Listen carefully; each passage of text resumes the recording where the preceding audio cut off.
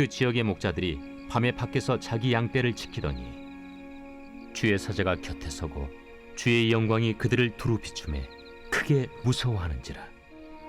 천사가 이르되 무서워하지 말라. 보라, 내가 온 백성에게 미칠 큰 기쁨의 좋은 소식을 너희에게 전하노라. 오늘 다윗의 동네에 너희를 위하여 구주가 나셨으니 곧 그리스도 주시니라. 너희가 가서 강부에 쌓여 구유에 뉘어 있는 나귀를 보리니 이것이 너희에게 표적이니라. 하더니 호련히 수많은 천군이 그 천사들과 함께 하나님을 찬송하여 이르되 지극히 높은 곳에서는 하나님께 영광이요 땅에서는 하나님이 기뻐하신 사람들 중에 평화로다. 천사들이 떠나 하늘로 올라가니 목자가 서로 말하되 이제 베들레헴으로 가서 주께서 우리에게 알리신 바 이 이루어진 일을 보자. 당신이 목자라면 양들에게 맹목적인 복종을 강요하며 당신을 따르게 했을 것이다. 하지만 오늘날까지도 중동의 목자들에게는 양들에게 무엇을 해야 할지 지시하는 양치기계가 필요치 않다. 그들은 그저 양들의 선두에서 걸음만 뗄 뿐이다.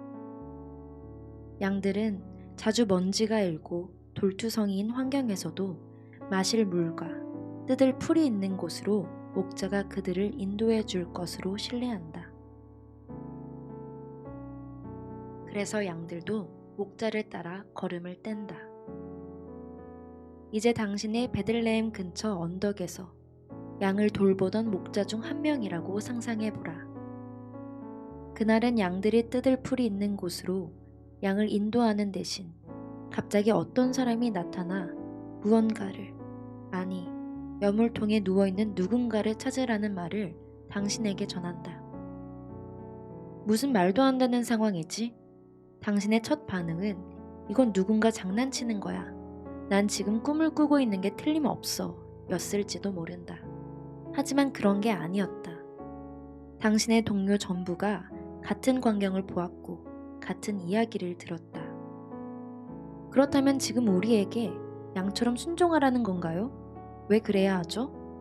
답변이 돌아온다. 곡조에 맞춘 노래인데 당신이 결코 상상도 해본 적이 없는 내용이다. 위대한 목자이신 그분이 태어나셨다.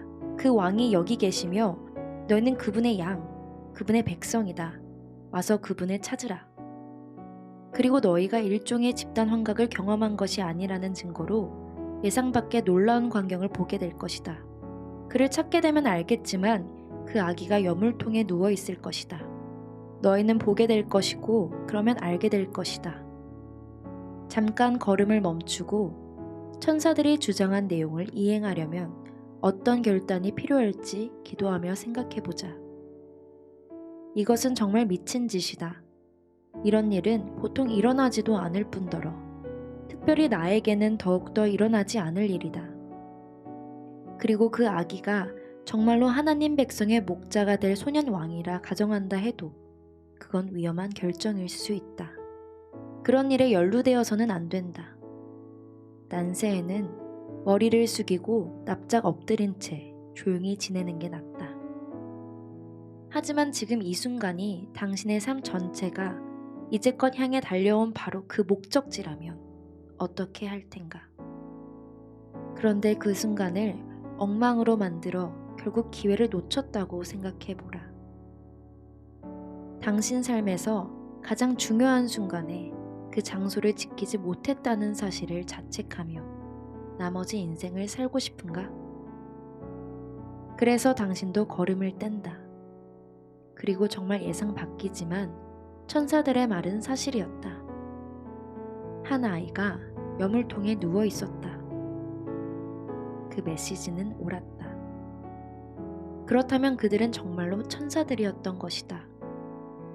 그리고 이 역시 예상 밖이지만 그렇다면 이 아이도 정말로 다윗의 아들, 소년 왕인 것이다. 그때 대수롭지 않게 여기고 이 아이를 찾으러 나서지 않았다면 큰일 날 뻔했네.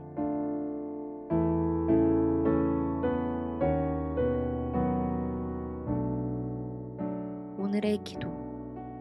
주님, 주님의 음성을 들을 준비가 되게 하소서.